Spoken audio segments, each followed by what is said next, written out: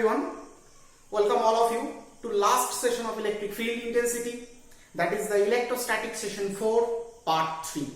আজকে আমরা খুব অল্প যেটুকুন পার্ট রিমেইনিং ছিল সেই রিমেইনিং পার্টটাকে নিয়ে আলোচনা করব। আমরা আলোচনা করছিলাম অ্যাপ্লিকেশন অফ গজ লকে নিয়ে আমরা আলোচনা করছিলাম।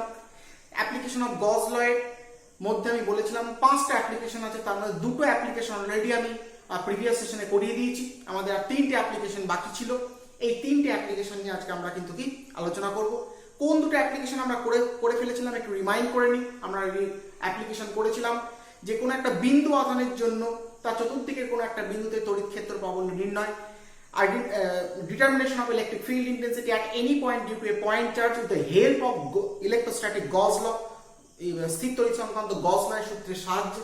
এবং আরো আমরা একটা অ্যাপ্লিকেশন পড়েছিলাম যে সুষমভাবে আহিত কোনো গোলীয় খোলকে কোনো চতুর্দিকের কোনো বিন্দুতে তড়িৎ ক্ষেত্র প্রাবল্য নির্ণয়, determination of electrostatic field intensity at any point due to a uniformly charged hollow sphere, and that point may be outside the sphere, that point may be on the surface of the sphere, and that point may be inside the sphere. অর্থাৎ বিন্দুটা গোলকের বাইরে অবস্থিত হতে পারে, বিন্দুটা গোলকের উপরিতলে অবস্থিত হতে পারে, বিন্দুটা গোলকের ভেতরে কোনো বিন্দুতে কিন্তু কি অবস্থিত হতে পারে। তো এই তিনটে পার্টি এরিয়া আন্ডারে যে 3টে পার্ট, এই 3টে পার্টি কিন্তু আমরা অলরেডি কিন্তু কি আগে প্রিভিয়াস সেশনে আমরা কিন্তু কি কমপ্লিট করে ফেলেছি। আজকে আমরা থার্ড অ্যাপ্লিকেশনে চলে আসবো। থার্ড অ্যাপ্লিকেশনটা কি, কোনো রিজু দীর্ঘ অসীম বা খুব দীর্ঘ কোন একটা রিজু সুষমভাবে আহিত পরিবাহী তারের জন্য ওয়ার চতুর্দিকের কোনো বিন্দুতে তড়িৎ ক্ষেত্র প্রাবল্য নির্ণয়, that is the determination of electric field intensity at any point due to infinitely long straight wire. And it is এটা আমরা কার সাহায্যে করব না, গজ ল ইলেকট্রোস্ট্যাটের সাহায্যে কিন্তু আমরা এটা আইডেন্টিফাই করব বা ডিটারমাইন কিন্তু করব। হয়েছে? তাহলে আমরা প্রত্যেকে থার্ড অ্যাপ্লিকেশন আমরা চলে আসবো। থার্ড অ্যাপ্লিকেশন আমরা লিখবো, কি লিখবো প্রত্যেকে হেডিং করো। একটি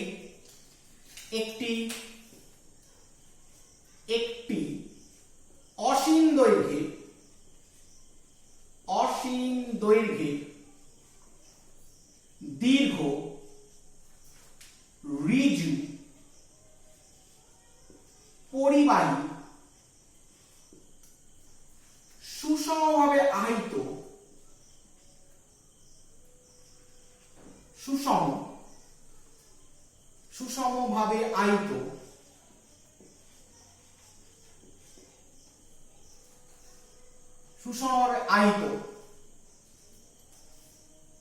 তারের জন্য উহার চতুর্দিকে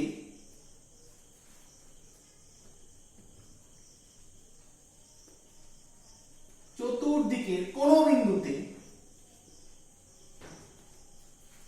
তড়িৎ ক্ষেত্র প্রাবল্য নির্ণয়।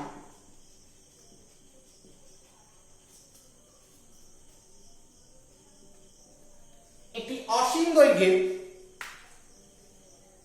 রিজু পরিবাহী সুষমভাবে আহিত তারের জন্য উহার চতুর্দিকে কোন বিন্দুতে তড়িৎ ক্ষেত্র প্রাবল্য নির্ণয়। Determination of electric field intensity at any point due to uniformly long infinite charged wire. কি বললাম? Electric field intensity at any point due to uniformly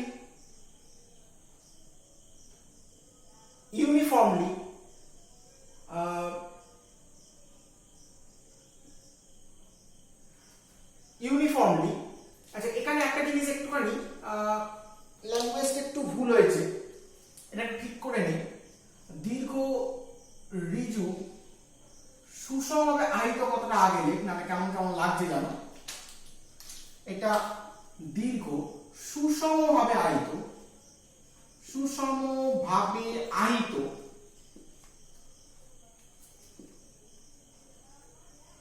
একটি অসীম দৈর্ঘ্যের দীর্ঘ সুষমভাবে আহিত তারের জন্য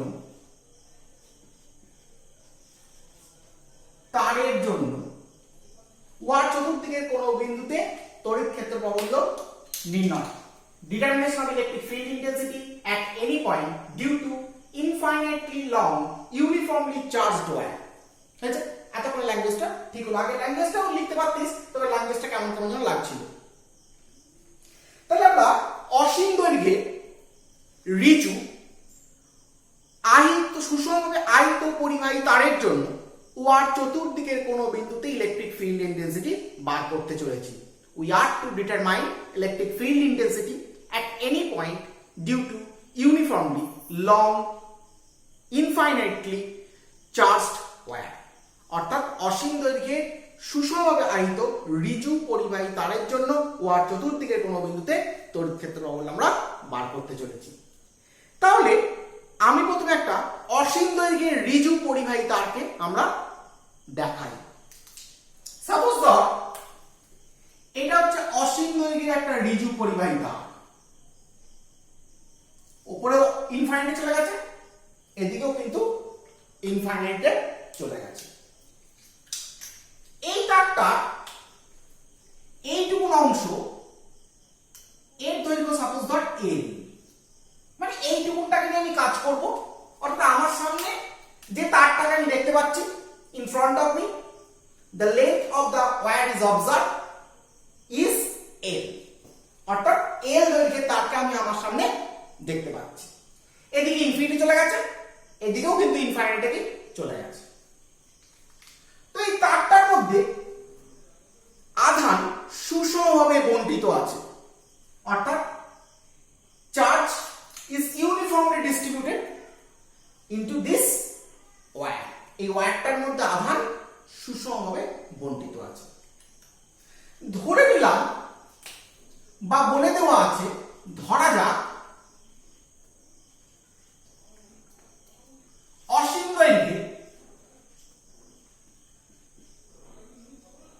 দৈর্ঘ্যের আহিত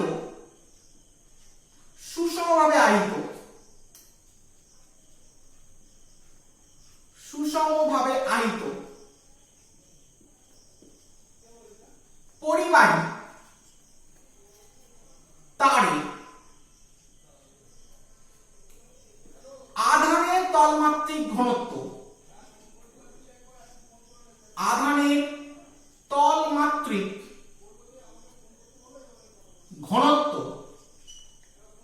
সিগমা। আধানের তলমাত্রিক ঘনত্ব না লিখে এখানে যেহেতু লেন্থ, আধানের রৈখিক ঘনত্ব করে দিই, তল না যেহেতু রেখা লাইন আছে, রৈখিক ঘনত্ব ধরলাম কত, ল্যামডা। তাহলে let us consider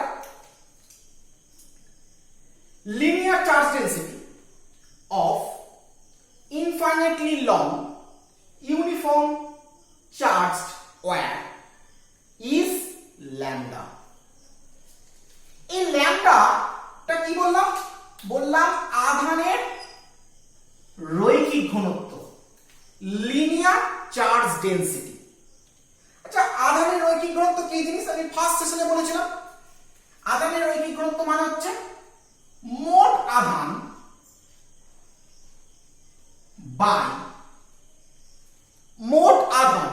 বাই দৈর্ঘ্য,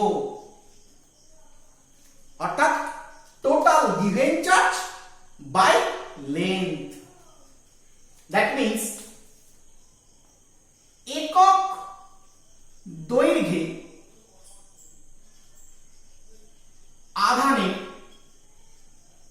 পরিমাণ হলো lambda. That is charge per unit length equal to lambda equal to linear charge density equal to রৈখিক আধান ঘনত্ব। এটা কার লিখলাম বলতো, এই ওয়্যারটা, এটা বলে দেওয়া আছে। কারণ আধানটার মধ্যে কতটা চার্জ আছে জেনে লাভ নেই এই কারণের জন্যই, কারণ এই ওয়্যারটা তো ইনফাইনাইটে চলে গেছে, এদিকেও ইনফাইনাইটে চলে গেছে। ইনফাইনাইটটা হচ্ছে আমাদের বিয়ন্ড অবজারভেশন, আমাদের অবজারভেশনের বাইরের জিনিস। যে ওয়্যারটা ইনফিনিটি চলে গেছে সেই ইনফাইনাইটলি লং ওয়্যারের মধ্যে কত চার্জ আছে সেটা কিন্তু এস্টিমেট করা বা সেটাকে নিয়ে ক্যালকুলেট করা আমাদের কিন্তু অনেক হার্ডি ওয়ার্ক হবে। আর সেই কারণের জন্য আমাদের কোন জিনিসটা জানা প্রয়োজন, আমাদের জানা প্রয়োজন হচ্ছে এই ওয়্যারটা লিনিয়ার চার্জ ডেন্সিটি, অর্থাৎ ওয়্যারটার মধ্যে ওয়্যারটার প্রতি একক দৈর্ঘ্যে কত পরিমাণ চার্জ আছে, that is charge per unit length in the where is lambda. এটা আমাদের কিন্তু কি জানা প্রয়োজন। এইবার আমরা কি বলেছে একটু রিমাইন্ড দেখে নিই। একটি অসীম দৈর্ঘ্যের দীর্ঘ সুষমভাবে আহিত তারের জন্য ওয়্যার চতুর্দিকে কোনো বিন্দুতে তড়িৎ ক্ষেত্র বা বল নির্ণয়। সাপোজ ধরলাম এই ওয়্যারটার জন্য এই পয়েন্টে আমাকে ইলেকট্রিক ফিল্ড ইন্টেন্সিটি বার করতে বলেছে। এখন যে পয়েন্ট ইলেকট্রিক ফিল্ড ইন্টেন্সিটি বার করতে বলবে কুলম্বস ল অনুযায়ী আমি কি বলেছিলাম, we must have to put a unit positive test charge at that point and the interaction by the field on that unit positive test charge, অর্থাৎ field দ্বারা ওই একক ধনাত্মক আধানের উপর প্রযুক্ত ক্রিয়াশীল বলটাই হয়ে যাবে ওই পয়েন্টের electric field intensity. But here we do not use that process, আমরা কিন্তু এই পদ্ধতি কিন্তু ব্যবহার করব না, because we are doing here the application of Gauss law of electrostat. Gauss law of electrostat এর অ্যাপ্লিকেশন করছি। আমরা এই পয়েন্ট ইলেকট্রিক ফিল্ড ইন্টেন্সিটি বার করব কার সাহায্যে, with the help of Gauss law of electrostat, and due to that purpose we must consider a Gaussian surface which encloses the whole charges. অর্থাৎ কি আমি বলেছিলাম যে Gauss law এর সাহায্যে আমরা কোন পয়েন্ট ইলেকট্রিক ফিল্ড ইন্টেন্সিটি যখন বার করব তখন যে পয়েন্ট ইলেকট্রিক ফিল্ড ইন্টেন্সিটি বার করতে চাইছি সেই পয়েন্ট দিয়ে একটা ক্লোজ গাউসিয়ান সারফেস কল্পনা করব, যে ক্লোজ গাউসিয়ান সারফেসের ভেতরে চার্জ কি থাকবে, এনক্লোজড হয়ে থাকবে, অর্থাৎ আবদ্ধ হয়ে থাকবে। Here we consider a closed Gaussian surface through the point at which the electric field intensity we have to calculate, and the charge enclosed by that and the charge must enclosed by that Gaussian surface. ওই Gaussian সারফেসটা কিন্তু চার্জটাকে কিন্তু কি করে রাখবে, enclose করে রাখবে। তাহলে এই পয়েন্টে আমরা একটা বদ্ধ তল কল্পনা করব, যে বদ্ধ তলটা এই ওয়্যারটাকে কি করবে, ঢেকে রাখবে। কেন ওয়্যারটাকে ঢেকে রাখবে, কারণ গাউসিয়ান লয়ে বলাই আছে যে আধানের জন্য ইলেকট্রিক ফিল্ড ইন্টেন্সিটি বার করতে বলবে তোমাকে সেই আধানকে গাউসিয়ান সারফেস দিয়ে কি করতে হবে, ঢেকে ফেলতে হবে। এবং গাউসিয়ান সারফেসের উপর যে পয়েন্টের ইলেকট্রিক ফিল্ড ইন্টেন্সিটি বার করতে হবে সেই পয়েন্টটাকেও কিন্তু গাউসিয়ান সারফেসের উপরই কিন্তু কি থাকতে হবে। তাহলে আমরা সেরকমই একটা কিন্তু কি করব, এখানে গাউসিয়ান সারফেস কিন্তু কি করব, ইমাজিন করব। Let's see that. তাহলে কেমন হবে গাউসিয়ান সারফেসটা? তাহলে দেখ আমি তো ইনফাইনাইটলি নিয়ে কাজ করতে, ইনফাইনাইটলি লং ওয়্যারকে নিয়ে কাজ করতে পারছি না বলে আমি ধরে নিয়েছি এখানে এল দৈর্ঘ্যের আমি ওয়্যারকে ধরে নিয়েছি। তাহলে এই চতুর্দিকে যদি আমি একটা গাউসিয়ান সারফেস কল্পনা করি, গাউসিয়ান সারফেসটা কেমন হবে একটু দেখে নিই।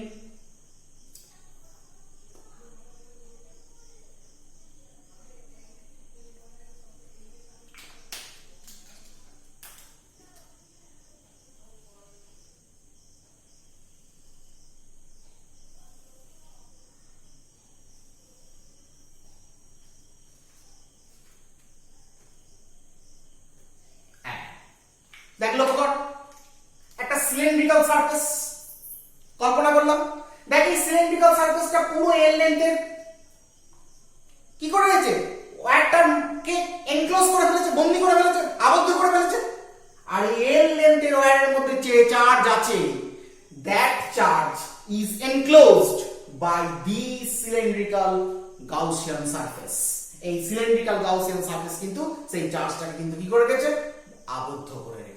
এবং যে পয়েন্ট ইলেকট্রিক ফিল্ড ইন্টেন্সিটি আমরা বার করছি সেই পয়েন্টটাও কিন্তু ওই গাউসিয়ান সারফেসের উপরই কিন্তু কি আছে, রয়ে আছে। কি বোঝা গেল? আচ্ছা, এইটুকুন আমরা ক্লিয়ারলি এখানে বুঝতে পারলাম।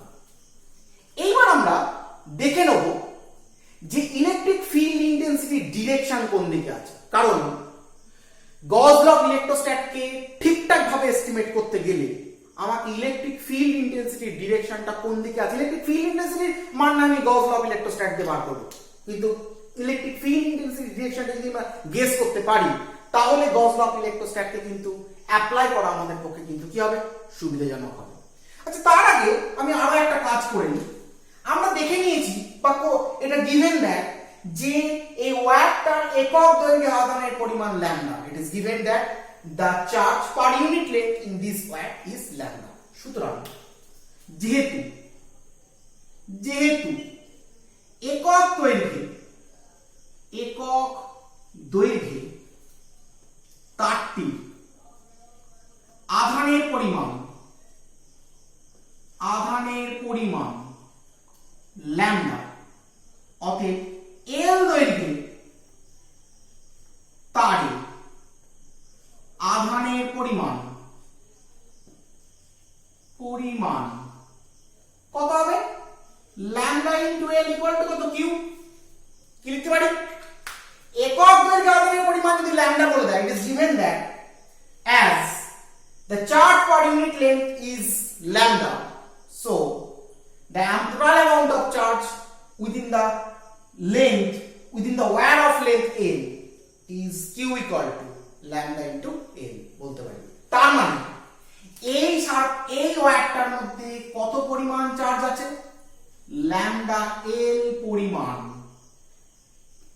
আধান আছে। That is, lambda L amount of charge is enclosed by this cylindrical Gaussian surface. হয়েছে, এইটুকুনটা আমরা বুঝে ফেললাম। এরপরে আমরা কি করব, আগে ইলেকট্রিক ফিল্ড, এই পয়েন্টে ইলেকট্রিক ফিল্ড বার করতে চাইছি, ইলেকট্রিক ফিল্ডের ডিরেকশন কোন দিকে হতে পারে আমরা একটু গেস করে নেব। কারণ ইলেকট্রিক ফিল্ডের ডিরেকশনটা যদি আমরা বুঝতে পারি তাহলে কিন্তু আমার কিন্তু ওই পয়েন্টে ইলেকট্রিক ফিল্ড কিন্তু বার করা কিন্তু কি সুবিধাজনক হবে। আচ্ছা বল, সাপোজ ধর আমার এই এল দৈর্ঘ্যের একটা ওয়্যার ছিল, হয়েছে, যেমন এখানটা আছে। এই ওয়্যারের জন্য আমাকে এখানে ইলেকট্রিক ফিল্ড ইন্টেন্সিটি বার করতে বলেছে।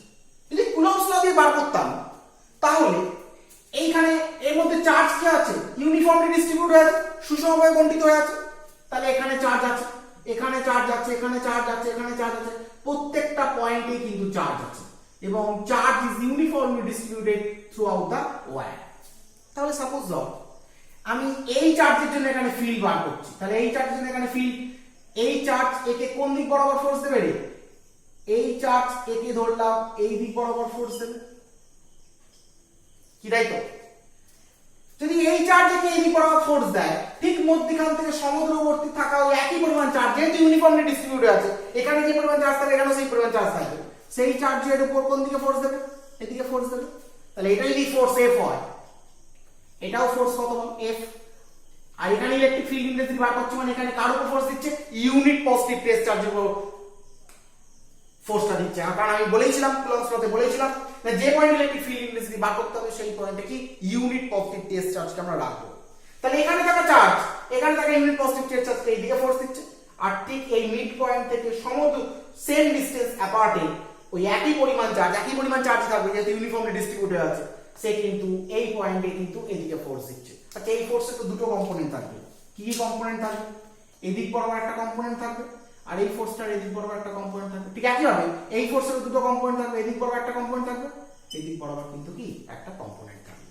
ঠিক আছে, বুঝতেই পারছিস যে এই কম্পোনেন্ট পরস্পর কি নালিফাই করে দেবে। তার মানে এই পয়েন্টে ইলেকট্রিক ফিল্ড কোন দিক বরাবর কাজ করবে, এদিক বরাবর কাজ করবে। তুই যদি ধরে নিস স্যার আপনি ওই চার্জটাকে নিয়ে কাজ করলেন, আপনি এই চার্জটার কথা ভাবুন, এই চার্জের কথা ভাবলেও কিন্তু একই ঘটনা ঘটবে। এই চার্জ একে এদিক বরাবর একটা ফোর্স দেবে, ধরলাম এটা F1, ঠিক এই মিড পয়েন্ট থেকে সমদূরত্বে থাকা চার্জ, এই চার্জ এই পয়েন্টকে ঠিক এদিক একটা ফোর্স দেবে, এটাও কথা হবে F1 ই হবে। তাহলে এরও ঠিক একইভাবে দুটো কম্পোনেন্ট হবে, কি কম্পোনেন্ট হবে, এদিক বরাবর একটা কম্পোনেন্ট হবে, F1 এদিক বরাবর একটা কম্পোনেন্ট হবে, F1 এরও এদিক বরাবর একটা কিন্তু কি কম্পোনেন্ট হবে, F1 এরও এদিক বরাবর একটা কম্পোনেন্ট হবে, F1 এরও কিন্তু কি হবে, এদিক বরাবর একটা কিন্তু কম্পোনেন্ট হবে।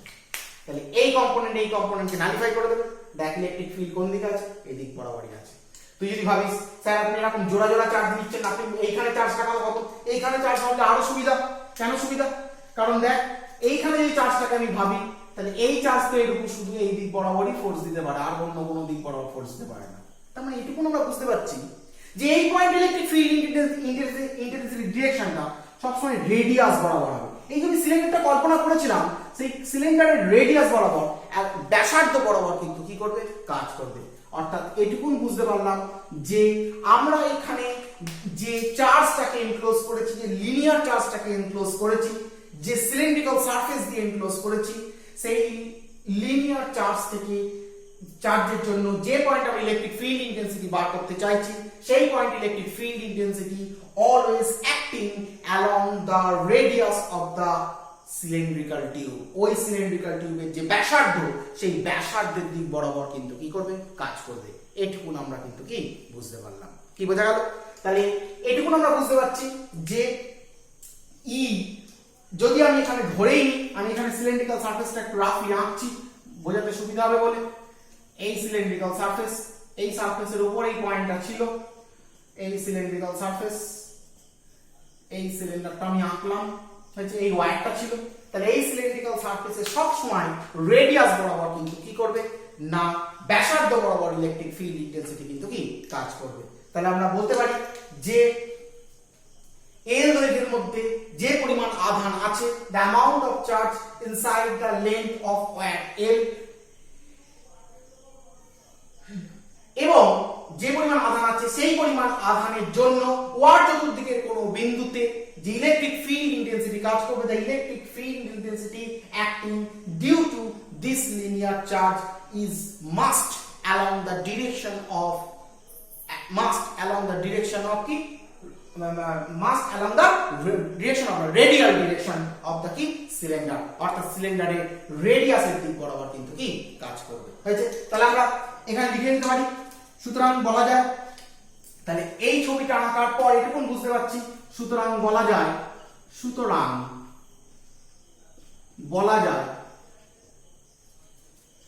এল দৈর্ঘ্যে তারে যে পরিমাণ আধান আছে, সেই পরিমাণ আধানের জন্য ওয়ার চতুর্দিকে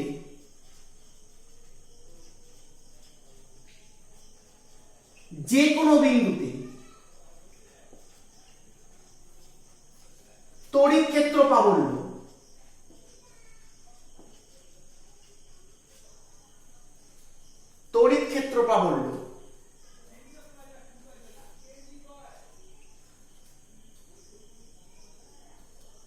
সিলিন্ড্রিক্যাল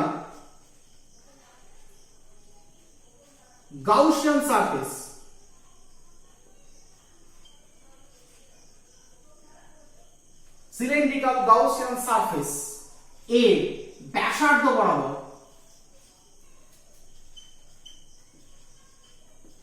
কাজ করবে। কি তাই তো? সুতরাং বলা যায় এল দৈর্ঘ্যের তারের মধ্যে যে পরিমাণ আধান আছে, সেই পরিমাণ আধানের জন্য ওয়ার চতুর্দিকের যে কোনো বিন্দু, এটাকে যে কোনো বিন্দুতে তড়িৎ ক্ষেত্র প্রাবল্য সিলিন্ড্রিক্যাল গাউসিয়ান সারফেসের ব্যাসার্ধ বরাবর কাজ করবে। So it is said the amount of charge inside the length of wire L, so it is said that the amount of charge inside the length of wire L, and due to this amount of charge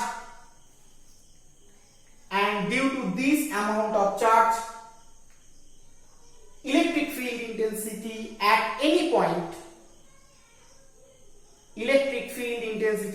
any point surrounding the charge must be directed along the radius of the cylindrical Gaussian surface।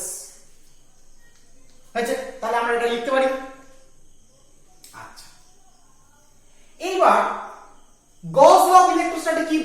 জানি গস law of electrostatic করে ফেলেছি। গস law of electrostatic কি বলেছিল একটু মনে করে নিই। মনে করে কি ছিল, বলেছিল কিউ চার্জকে যদি এস সারফেস ঢেকে রাখে, কিউ অ্যামাউন্টের চার্জকে যদি এস সারফেস ঢেকে রাখে এবং যে পয়েন্টে ইলেকট্রিক ফিল্ড ইন্টেন্সিটি বার করতে চাইছি যদি এই পয়েন্টে ইলেকট্রিক ফিল্ড ইন্টেন্সিটি আমার ই হয়, এই পয়েন্ট আমার ইলেকট্রিক ফিল্ড ইন্টেন্সিটি ই হয়, তাহলে আমরা কি করেছিলাম এটাই যে flux E dot DS equal to কত কিউ বাই এপসাইলন জিরো। যদি ওই চার্জটা এপসাইলন জিরো পারমিটিভিটি রিজিয়নের মধ্যে থাকে, if the q amount of charge is placed in the medium of electric permittivity epsilon 0, then electric flux indication E dot ds equal to q by epsilon 0. It is stated in the Gauss law of electrostat. Gauss law of electrostat কিন্তু এটা বলা হয়েছিল। তাহলে দেখ আমার এখানে কটা surface আছে আমি একটু দেখে নিই। একটু আমি পরিষ্কার বুঝতে পারছি এখানে আমার তিনটে সারফেস আছে। এই একটা সারফেস, এই একটা সারফেস এবং এই একটা সারফেস।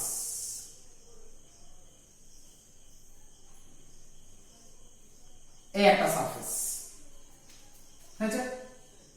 আমি জাস্ট পুরোটা আঁকছি না, জাস্ট এরকম গোল গোল সারফেস।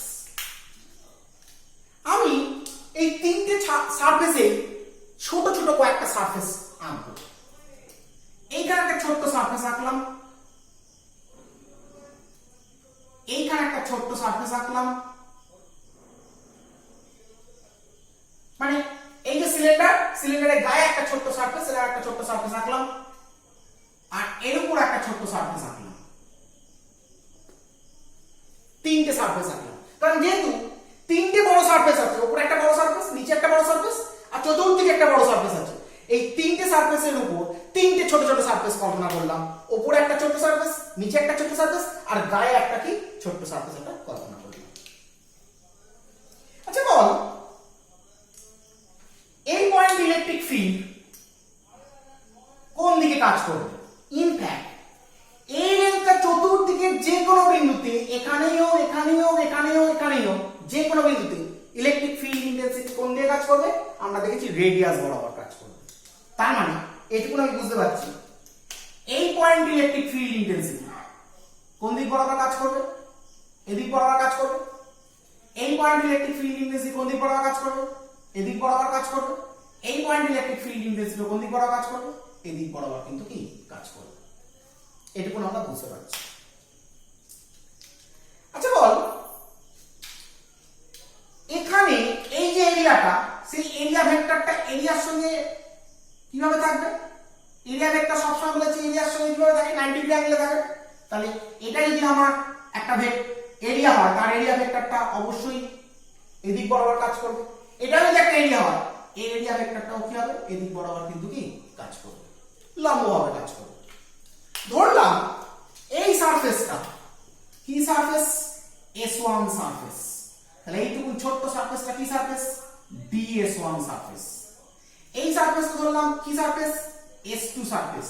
তাহলে এই সারফেসটা কি সারফেস? DS2 surface. এবং এই যে চতুর্দিকে যে সারফেসটা, এই সারফেসটা ধরলাম S3 সারফেস। তাহলে এই সারফেসটা কি ধরবো? DS3 surface. কি বোঝা গেল? আচ্ছা বল যদি ধর সাপোজ এরকম যদি একটা ধর এরকম একটা সিলিন্ডার হয়, এটাকে যদি একটা সিলিন্ডার বলে নিই, ধর এটা একটা সিলিন্ডার, এরকম একটা সিলিন্ডার। এই সিলিন্ডারে এইখানে আমি একটা ছোট্ট সারফেস নিয়েছি, এটা DS3 সারফেস। এরকম জায়গায় একটা ছোট্ট সারফেস নিয়েছি, এটা DS3 সারফেস। হয়েছে? এই DS3 সারফেসে ই এদিক বরাবর কাজ করছে, আর এর উপর একটা ছোট্ট সারফেস নিয়েছি, এখানেও কিন্তু ই এদিক বরাবর কাজ করছে। নিচেও একটা ছোট্ট সারফেস দিয়েছি, ই কিন্তু এদিক বরাবর কাজ করছে। কারণ আমরা দেখেই নিয়েছি এখান থেকে যে ওয়্যারটা গেছে, ওয়্যারের জন্য চতুর্দিকে যে কোনো বিন্দুই নিই না কেন, তার ইয়ের ডিরেকশন সবসময় এইদিকেই হবে। এটুকু আমরা বুঝে ফেলেছি, এখান থেকে বুঝে ফেলেছি ইয়ের ডিরেকশনটা। তাহলে এই ছোট্ট সারফেসের বেরোচ্ছে বার করব, এই ছোট্ট সারফেসটার মধ্যে দিয়ে কতগুলো ফ্লাক্স বেরোচ্ছে বার করব, এই ছোট্ট সারফেসটার মধ্যে দিয়ে কতগুলো ফ্লাক্স বেরোচ্ছে আমরা কি বার করব। আচ্ছা বল এখানে তো সারফেসটা আমি এরকম ধরেছিলাম, গোল উপরে একটা ছোট্ট সারফেস ধরেছিলাম, ই দিয়ে কাজ করছিল। এরিয়া ভেক্টরটা কি সারফেসের সঙ্গে সঙ্গে পারপেন্ডিকুলার থাকে, উপর দিকে বা নিচের দিকে কাজ করছে। আমি উপর দিকে নিচের দিকে দুটোতেই দেখিয়েছি, যে কোনো একটা ডিরেকশন ধরলেই হবে। আর এখানেও ঠিক তাই, নিচে একটা সারফেস, সেই সারফেসের এরিয়া ভেক্টর কি হবে এদিক বরাবর কাজ করে, কারণ এরিয়ার সঙ্গে সবসময় এরিয়া ভেক্টর পারপেন্ডিকুলার ভাবে কাজ করে। কিন্তু এইখানে যে সারফেসটা আছে সেই সারফেসের এরিয়া ভেক্টরটা কোন দিকে কাজ করবে, ঠিক এদিক বরাবর কাজ করবে, অর্থাৎ রেডিয়াস বরাবরই কাজ করবে। তার মানে কি ইলেকট্রিক ফিল্ড যেদিক বরাবর কাজ করছে সেই দিক বরাবরই কিন্তু এই সারফেসটার এরিয়া ভেক্টর কিন্তু কি কাজ করছে। কি বোঝা গেল? এটুকুন আমি বোঝাতে পারলাম। তাহলে ধর আমি দেখে নিই, বুঝলাম এটা, তাহলে দেখে নিই DS2 সারফেস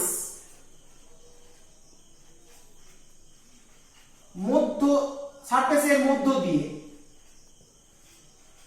অতিক্রান্ত ফ্লাক্স কত, E ডট DS2, কি বলতে পারি E ডট DS2। আচ্ছা এখানে একটা কথা বলে রাখা দরকার, যেহেতু এইখান থেকে এই পয়েন্টের দূরত্ব আর এই লাইন থেকে এই পয়েন্টের দূরত্ব সেম নয়, তাই এখানে ইলেকট্রিক ফিল্ডের ভ্যালু আর এখানে ইলেকট্রিক ফিল্ডের ভ্যালু কিন্তু কি এক হবে না। তাই আমরা এদিক বরাবর এটাকে E1 ধরে নিলাম, এটাকে আমরা কি E2 ধরে নিলাম, আর এটাকে আমরা E ধরে নিলাম। ঠিক আছে? অর্থাৎ এই পয়েন্ট ইলেকট্রিক ফিল্ড E, এই পয়েন্ট ইলেকট্রিক ফিল্ড E2, এই পয়েন্ট ইলেকট্রিক ফিল্ড E1। কিন্তু ইলেকট্রিক ফিল্ড কিন্তু ভ্যালু আলাদা হতেই পারে, কারণ দূরত্ব এখানে ইলেকট্রিক ফিল্ড যদি E হয় সেখানে ইলেকট্রিক ফিল্ড E হবে না, সেই জন্য আমি দূরত্ব আলাদা আলাদা যেহেতু আছে সেই কারণের জন্য ইলেকট্রিক ফিল্ড আলাদা, কিন্তু ডিরেকশন কিন্তু সবসময় রেডিয়াস বরাবরই কাজ করবে। তাহলে কি বললাম, DS2 সারফেসের মধ্যে দিয়ে অতিক্রান্ত ফ্লাক্স, ফ্লাক্স মানে আমরা কি এর দেখেছি E ds দেখেছি ফ্লাক্স, তাহলে E ds2 ইকুয়াল টু কি বলতে পারি d phi 2, কি বলতে পারি? আচ্ছা বল d phi 2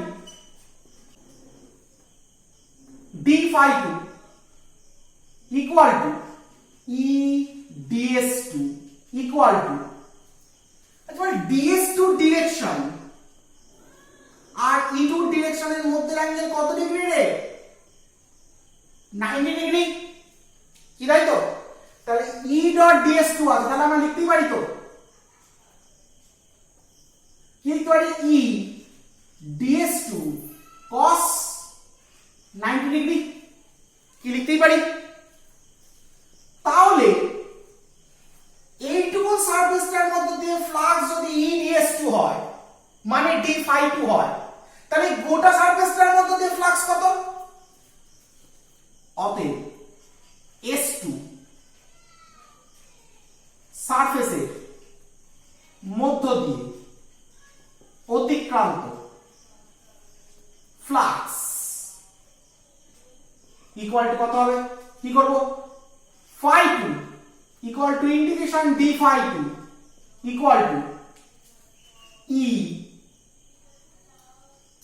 cos 90 degree integration ds2, কি লিখতে পারি? এই cos 90 ভ্যালু কত? 0, or phi 2 equal to 0 into integration ds2 equal to 0। তার মানে বোঝা যাচ্ছে যে S2 সারফেস দিয়ে কোনো ফ্লাক্স বেরোবে না, কারণ S2 সারফেসের মধ্যে দিয়ে ফ্লাক্সের ভ্যালু কত বেরিয়ে গেল?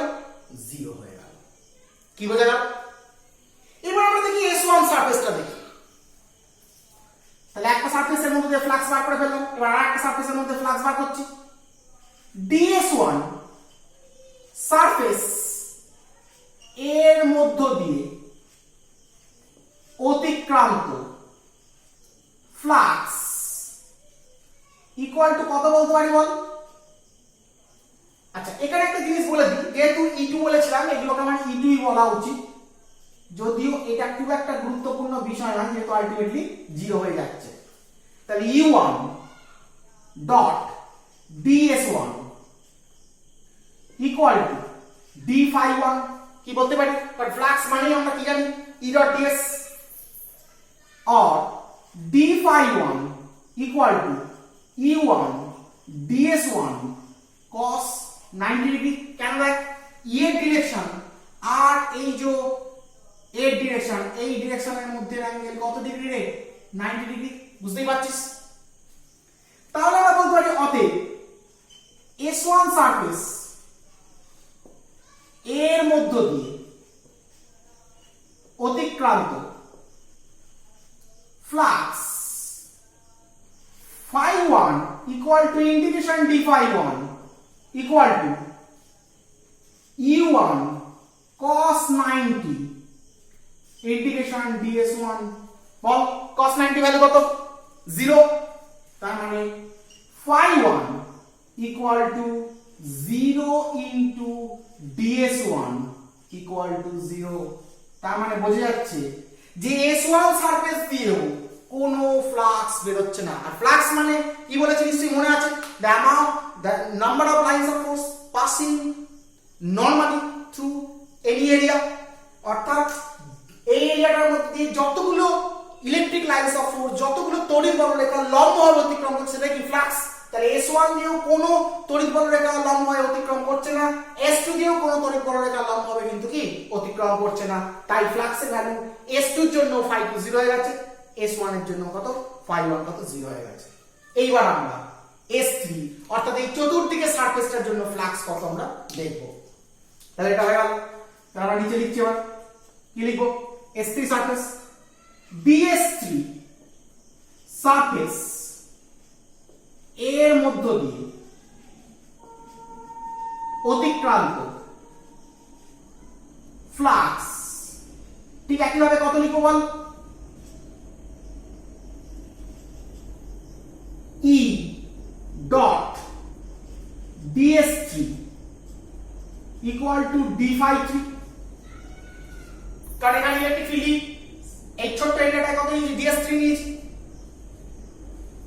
অতএব d phi 3 equal to E ds3 cos 0 degree.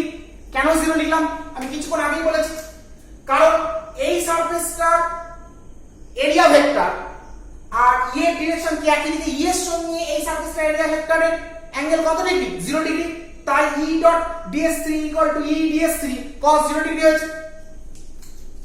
তাহলে অতএব কি বলতে পারি, S3 সারফেসের মধ্য দিয়ে অতিক্রান্ত ফ্লাক্স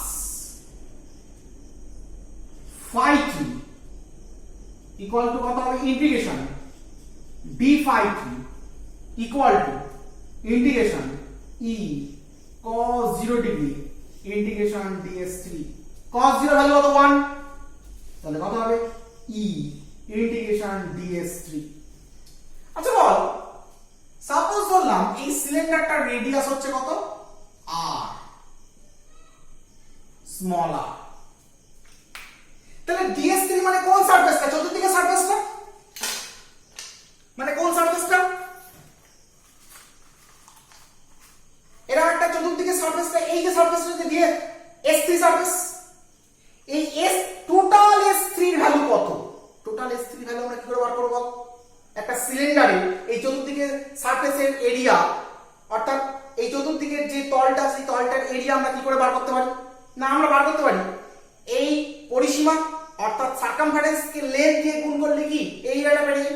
পরিসীমা কত বল, যদি r রেডিয়াস হয় তাহলে পরিসীমা কত বল 2 পাই r, আর লেন্থটা কত বল l, তাহলে এই সারফেসটার এরিয়া কত হবে 2 পাই r ইনটু কত l।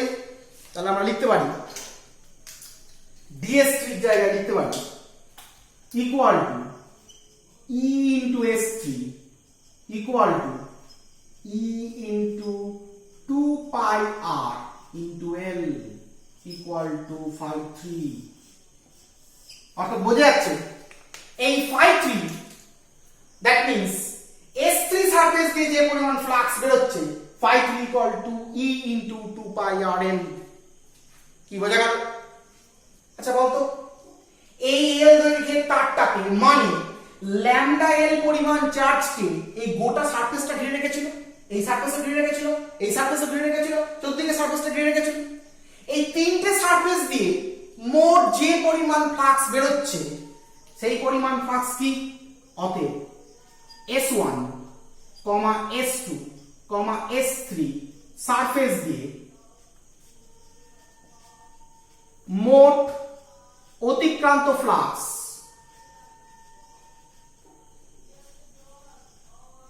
মানে কত হবে? phi equal to phi1 plus phi2 plus phi3 equal to phi1 phi2 value তো 0 বেরিয়ে গেছে, equal to কত? 2 pi RL into কত E। আচ্ছা বল এই গাউসিয়ান সারফেসটা দিয়ে যে পরিমাণ চার্জকে বাউন্ড করে রাখা হয়েছে, এই গাউসিয়ান সারফেস দিয়ে মোট যে পরিমাণ ফ্লাক্স বেরোবে, the amount of flux emits through this Gaussian surface is nothing but the amount of charge enclosed by this Gaussian surface divided by permittivity of that medium। অর্থাৎ যে ফ্লাক্স বেরোবে এই total Gaussian surface দিয়ে যে flux বেরোবে সেই ফ্লাক্সের ভ্যালুটা গাউসের সূত্র অনুযায়ী কার সঙ্গে সমান হয়ে যাবে? ওই গাউসিয়ান সারফেস যে অ্যামাউন্টের চার্জকে ঢেকে রেখেছে সেই অ্যামাউন্টের চার্জের ভ্যালু বাই এপসাইলন 0। তাহলে phi equal to this nothing but কত? q by epsilon 0। q মানে কত? lambda into l by কত? epsilon 0। কি তাই তো? এটা কোন ল? কি ল পড়েছিলাম না? গজ ল অফ ইলেকট্রোস্ট্যাট অনুযায়ী, গজ ল অফ ইলেকট্রোস্ট্যাট, গজ ল অফ ইলেকট্রোস্ট্যাট অনুযায়ী। তাহলে আমরা বললাম phi equal to 2 pi RL E equal to lambda L by কি? epsilon 0। আমায় কি বার করতে বলেছে রে? আমায় এই পয়েন্ট ইলেকট্রিক ফিল্ড বার করতে বলেছে। তাহলে এই পয়েন্ট ইলেকট্রিক ফিল্ড আমি কি নিয়েছিলাম? E নিয়েছিলাম।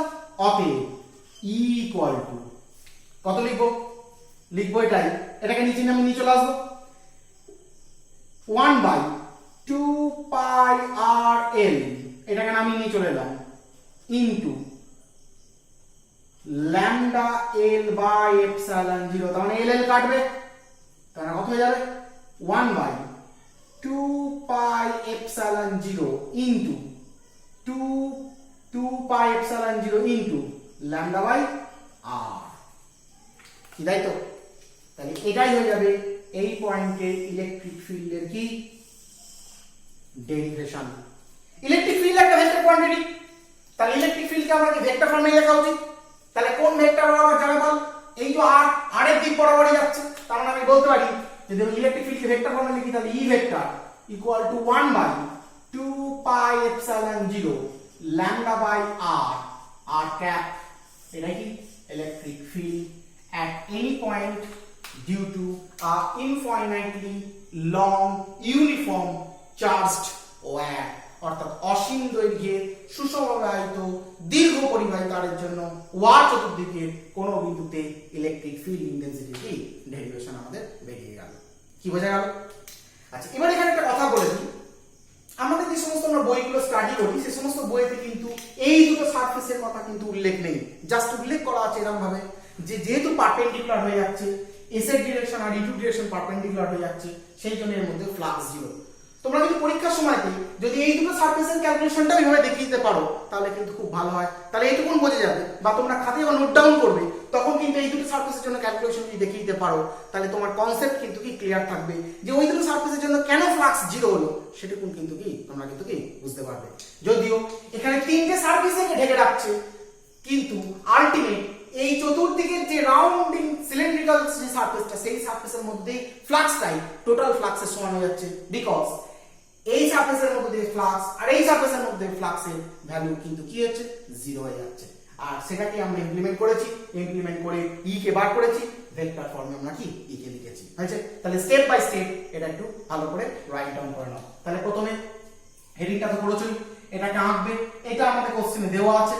এখান থেকে কি অ্যামাউন্টের চার্জ এনক্লোজ করা আছে বার করে নেবে। এই পয়েন্টে ইলেকট্রিক ফিল্ড কোন দিকে হতে পারে সেটা যাতে আমরা বুঝতে পারি তার জন্য এই ছবিটা এঁকে রাখবে। পরীক্ষার সময় এটা আঁকার কোনো প্রয়োজন নেই। তারপরে এইটাকে আমরা লিখে রাখবো যে চতুর্দিকে যে পরিমাণ তোর তোমার চার্জ বাউন্ড হয় সেই পরিমাণ চার্জের জন্য যে তড়িৎ ক্ষেত্র প্রাবল্য হবে সেটা গাউসিয়ান যে সিলিন্ড্রিক্যাল সারফেস তার রেডিয়াস বরাবর কাজ করবে। করে নিয়ে আমরা DS2 যে ছোট্ট সারফেস কল্পনা করেছি তার জন্য ফ্লাক্স, DS1 ছোট্ট যে সারফেস কল্পনা করেছি তার জন্য ফ্লাক্স, এন্ড DS3 সারফেসের জন্য ফ্লাক্সকে আমরা বার করব। আলটিমেটলি S1 S2 S3 সারফেসের জন্য মোট ফ্লাক্স বার করব। মোট ফ্লাক্স মানে total enclose charge by K epsilon 0, সেটাকে ইমপ্লিমেন্ট করে আমরা এই ক্ষেত্রে কিন্তু কি বার করে দেব। তাহলে ইংলিশ ভার্সন লিখবো, এটা তো বলেই দিয়েছি। এখানে লিখবো the amount of flux through DS2 surface is ato, so amount of flux through S2 surface is ato, the amount of flux through DS1 surface is ato, the amount of flux through S1 surface is ato, and amount of flux passing through DS3 surface is ato, and amount of flux passing through S3 surface is ato. So the total amount of flux passing through S1 S2 S3 surface is 5 বলে এটা করে নিয়ে ওটা কিন্তু কি করে ফেলবে। তাহলে স্টেপ বাই স্টেপ প্রত্যেকটা বুঝে বুঝে কিন্তু রাইট ডাউন করে নাও, ভেরি কুইক।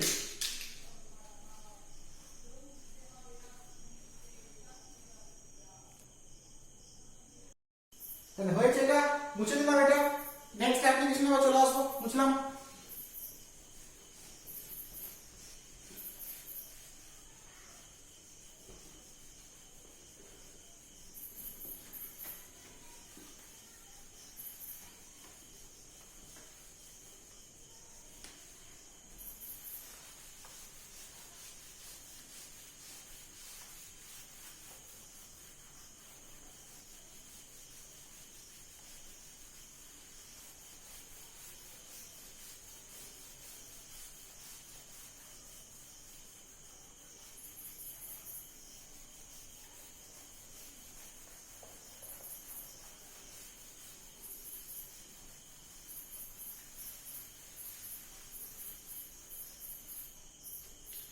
নেক্সট অ্যাপ্লিকেশন আমরা চলে আসছি। Next application and last application, যদিও এখনো দুটো অ্যাপ্লিকেশন বাকি। এই দুটো অ্যাপ্লিকেশন একটা সিঙ্গেল অ্যাপ্লিকেশনের মধ্যে ইনবিল্ড আছে। কিরকম ভাবে আছে আমরা একটু দেখবো। কি অ্যাপ্লিকেশনটা আগে দেখে নেওয়া যাক। বলছে সুষমভাবে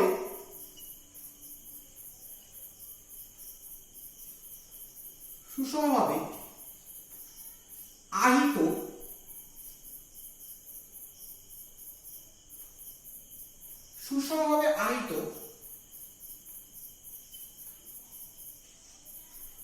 অসীম পর্যন্ত বিস্তৃত সুষমভাবে আহিত অসীম পর্যন্ত বিস্তৃত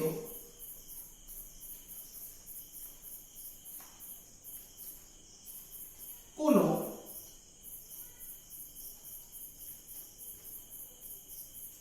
কুপরিবাহী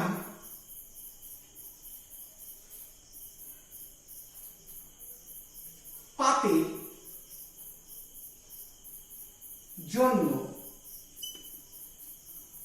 উহার চতুর্দিকে যে কোনো বিন্দুতে তড়িৎ ক্ষেত্র প্রাবল্য নির্ণয়।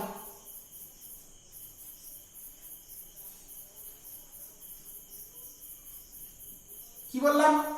সুষমভাবে অসীম পর্যন্ত বিস্তৃত কোন কুপরিবাহী পাতের জন্য উহার চতুর্দিকে কোন বিন্দুতে তড়িৎ ক্ষেত্র প্রাবল্য নির্ণয়। Electric field intensity at any point due to uniformly charged infinitely long sheet। কি বললাম? Electric field intensity at any point due to uniformly charged infinitely long sheet, সুষমভাবে অসীম পর্যন্ত বিস্তৃত কোন কুপরিবাহী পাতের জন্য উহার চতুর্দিকে। আচ্ছা, ইনফাইনাইটলি লং শুধু শীট নয়, নন কন্ডাক্টিং শীট, কারণ কুপরিবাহী পাত বলা আছে। কুপরিবাহী পাতের জন্য উহার চতুর্দিকে কোন বিন্দুতে তড়িৎ ক্ষেত্র প্রাবল্য নির্ণয়।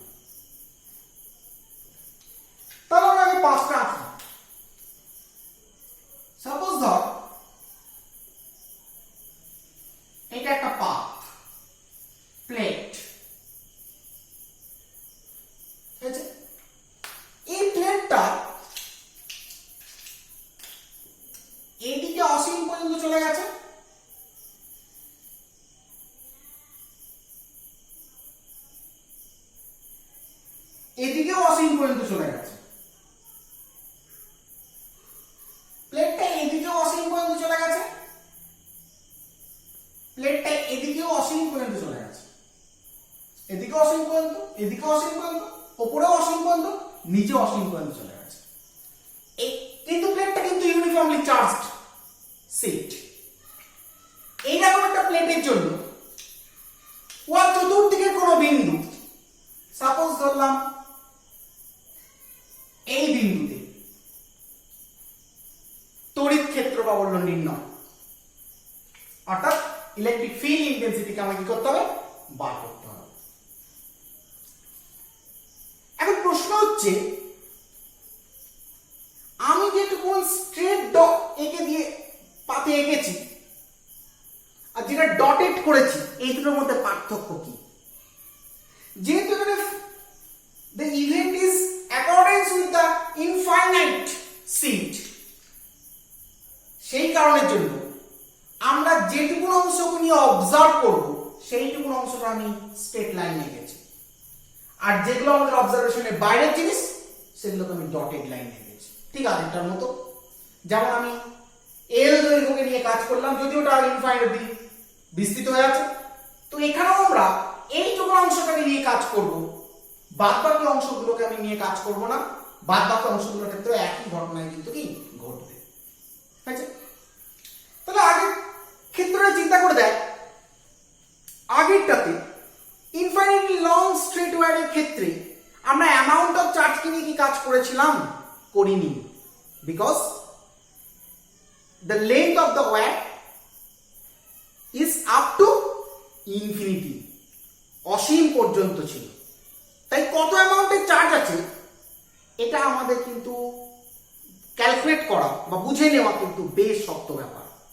ঠিক সেরকমই এখানেও কিন্তু প্লেন শিটটা ইনফাইনাইট পর্যন্ত কি বিস্তৃত হয়ে আছে, তাই এক্ষেত্রেও কিন্তু টোটাল অ্যামাউন্ট অফ চার্জ নিয়ে ক্যালকুলেট করা কিন্তু আমাদের পক্ষে কি কষ্টকর ব্যাপার। আর সেই কারণের জন্য আমরা আগের ক্ষেত্রটাতে যেমন রৈখিক আধান ঘনত্ব নিয়ে কাজ করেছিলাম, in the previous case we work with linear charge density, কারণ ওখানে স্ট্রেট লাইন ছিল, কিন্তু এক্ষেত্রে তল বলেছে, তাহলে এক্ষেত্রে আমরা কি নিয়ে কাজ করব? সারফেস চার্জ ডেন্সিটি বা আধানের তলমাত্রিক ঘনত্বকে নিয়ে কাজ করব।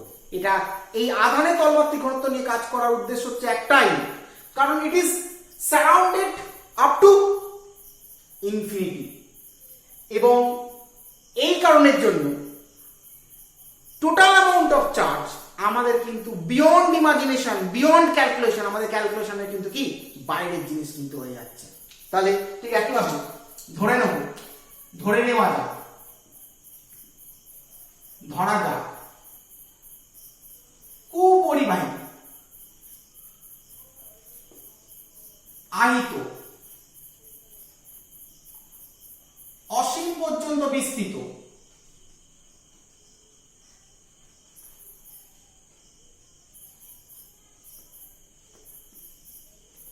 পাতটি আধানের তলমাত্রিক ঘনত্ব কত? সিগমা।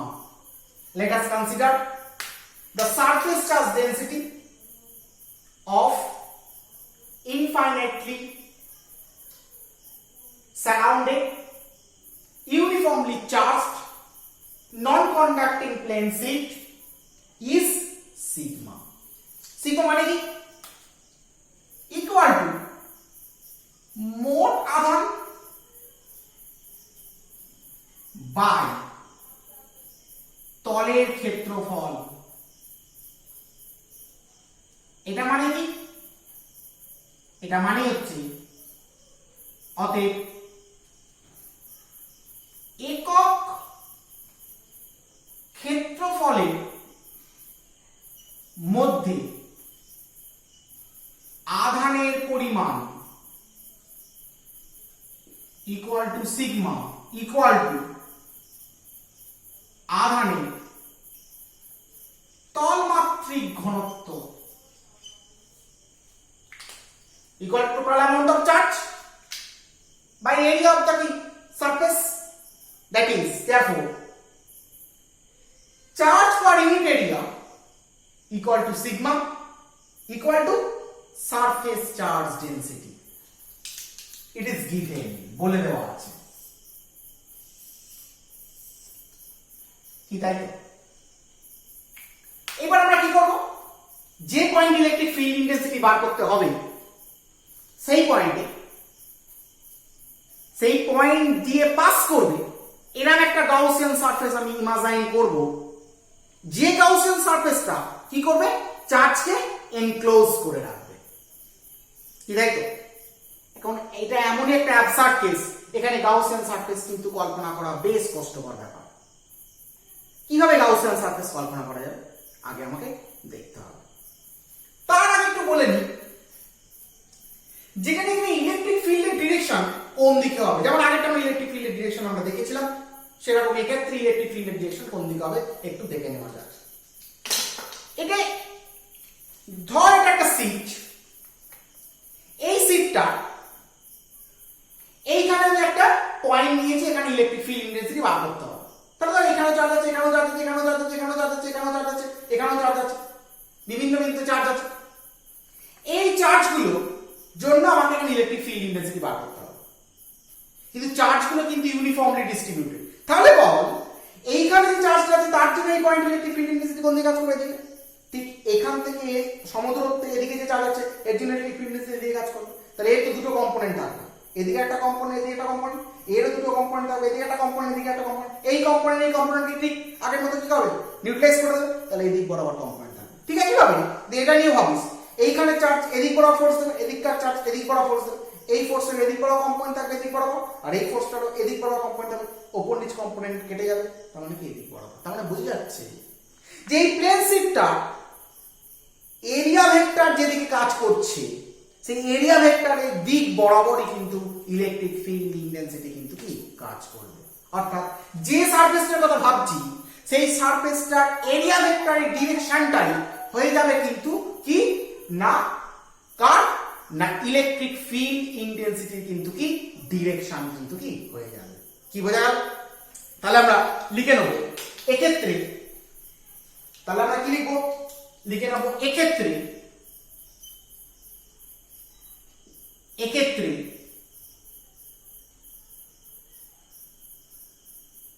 কি লিখবো, এটা টি পয়েন্ট ধরলাম, পি বিন্দুতে, এক্ষেত্রে পি বিন্দুতে তড়িৎ ক্ষেত্র প্রাবল্যের দিক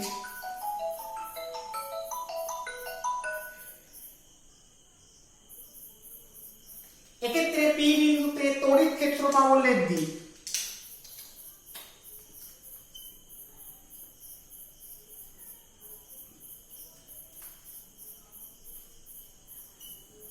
এক্ষেত্রে পি বিন্দুতে তড়িৎ ক্ষেত্র প্রাবল্যের দিক তলটি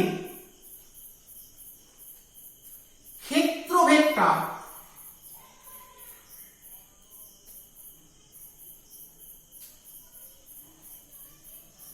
ভেক্টরের দিক বরাবর হবে। That is, in this case, the direction of electric field intensity at the point P is along the direction of area vector direction বরাবর হবে। তার মানে কি, এর মানে হচ্ছে অর্থাৎ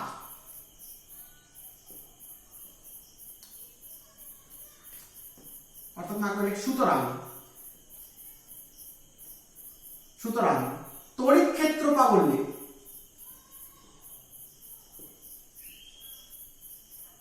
দিক তলের লম্ব দিক বরাবর হবে।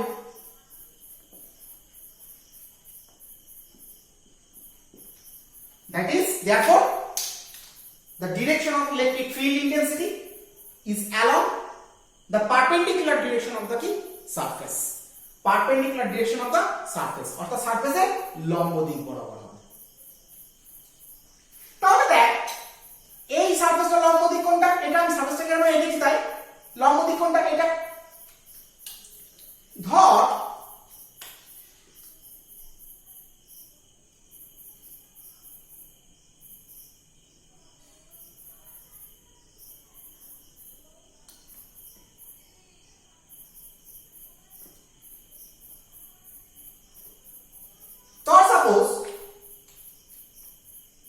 ছোট্ট এরিয়া আছে,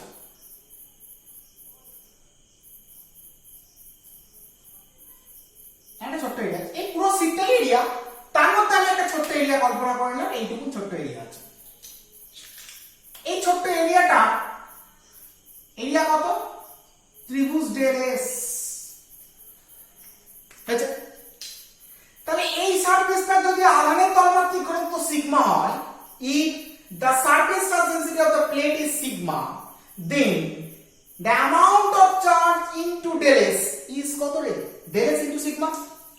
অতএব del s ক্ষেত্রফলের মধ্যে আবদ্ধ আধান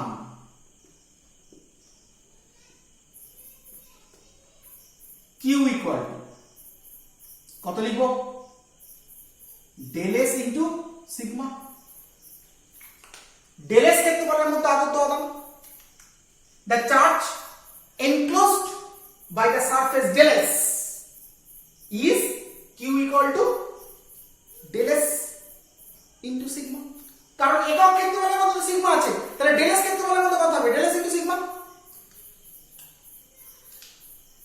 তাহলে এইখানে আমি দেখলাম del s into sigma পরিমাণ চার্জ আছে।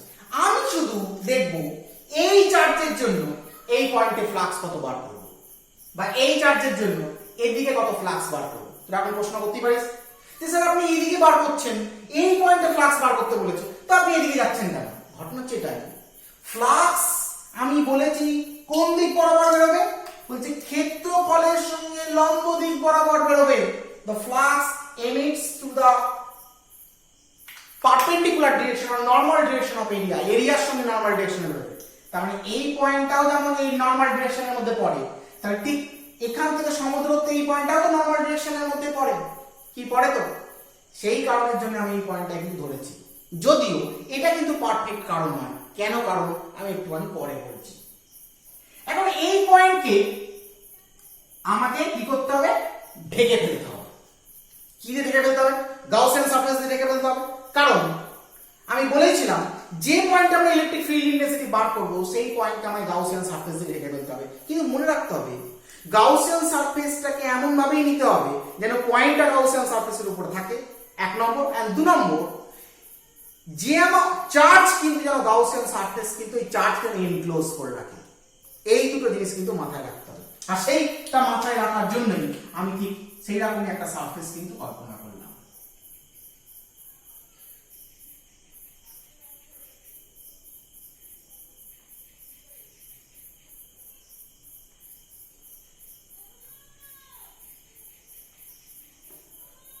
এই সারফেস কল্পনা করলাম, অর্থাৎ একটা সিলিন্ড্রিক্যাল সারফেস কল্পনা করলাম। যে সিলিন্ড্রিক্যাল সারফেস, সাপোজ ধর এইটা সিলিন্ডার,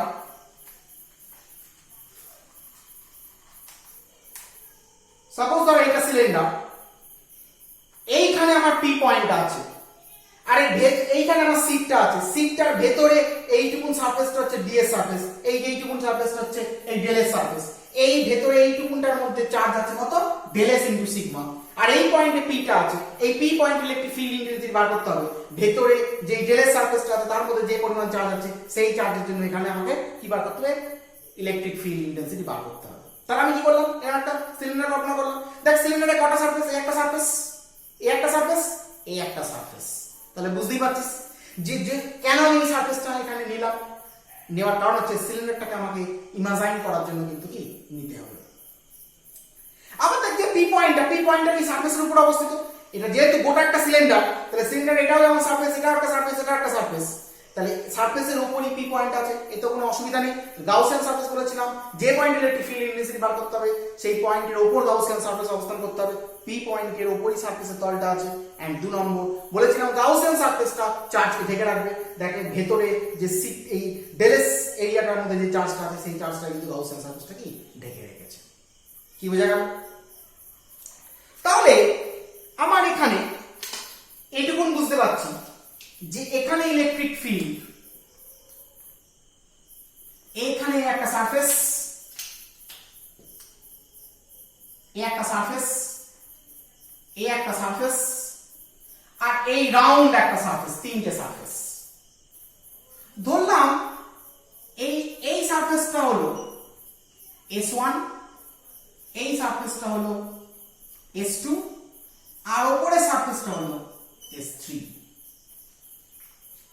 কি তাই তো? এখন এটাকে আবার S1 S2 ধরাটা উচিত নয় এই কারণের জন্য, এটা যদি সারফেসটা আমার ডেল S হয় তাহলে S1 এর ভ্যালু কত হবে রে? ডেল S ই হবে, আর S2 এর ভ্যালু কত হবে?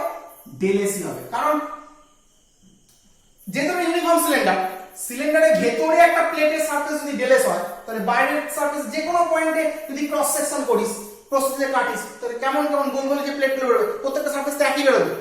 এটা S2 মানে ডেল S যদি হয়, এটাও কিন্তু ডেল S2 হবে। কিন্তু আমি S1 S2 কেন লিখলাম? দুই প্রান্তের দুটো সারফেসকে বোঝানোর জন্য S1 S2 লিখলাম, আর চতুর্দিকে রাউন্ড যে সারফেসটা, সেই সারফেসটাকে লিখলাম কত? S3 লিখলাম। কি বোঝা গেল? আমি কি বলেছি এই মাত্র কি শেখালাম? যে আমার যদি এই প্লেট হয়, এই প্লেটের উপর যে কোনো পয়েন্ট ইলেকট্রিক ফিল্ড সবসময় প্লেটের সঙ্গে পারপেন্ডিকুলার ডিরেকশনে কিন্তু কি কাজ করবে। তার মানে এটুকু আমি বুঝতে পারছি যে এই পয়েন্ট ইলেকট্রিক ফিল্ড E এই দিক বরাবর কাজ করবে, কি তাই তো? এই পয়েন্ট ইলেকট্রিক ফিল্ড E অবশ্যই এই দিক বরাবর কাজ করবে, কি তাই তো? আর এইখানে যদি একটা সারফেস ধরি, ছোট্ট একটা সারফেস ধরি, এই সারফেস, ছোট্ট সারফেস ধরলাম, এই সারফেসের উপরও ইলেকট্রিক ফিল্ড কোন দিক বরাবর কাজ করবে? এই দিক বরাবরই কাজ করবে, কারণ প্লেটের সঙ্গে নরমাল ডিরেকশন বরাবর কাজ করবে। আচ্ছা বলতো এই সারফেসটা এরিয়া ভেক্টর কোন দিকে কাজ করছে? এই দিকে কাজ করছে। এই সারফেসটা এরিয়া ভেক্টর কোন দিকে কাজ করছে? সব সময় কি এই যদি রাউন্ড শেপ হয়, এরিয়া ভেক্টর তলের সঙ্গে লম্ব হয়ে থাকে, তখন এই দিক বরাবর কাজ করছে, এই দিক বরাবর কাজ করছে। আর এখানকার এরিয়া ভেক্টর কোন দিক বরাবর কাজ করছে? এই দিক বরাবর কিন্তু কি কাজ করছে। তার মানে এটা কি ভেক্টর? এটা হচ্ছে S2 ক্যাপ ভেক্টর। এটা কি ভেক্টর? S3 cap vector. এটা কি ভেক্টর? S1 cap vector. কারণ এরিয়া ভেক্টরগুলোকে আমি ক্যাপ দিয়ে দিলাম, ইউনিট ভেক্টর বলে ক্যাপ দিয়ে দিলাম। তাহলে এই তিনটে সারফেস বোঝা গেল। এই তিনটে সারফেস মিলে, অর্থাৎ এই যে সারফেসটা ছিল,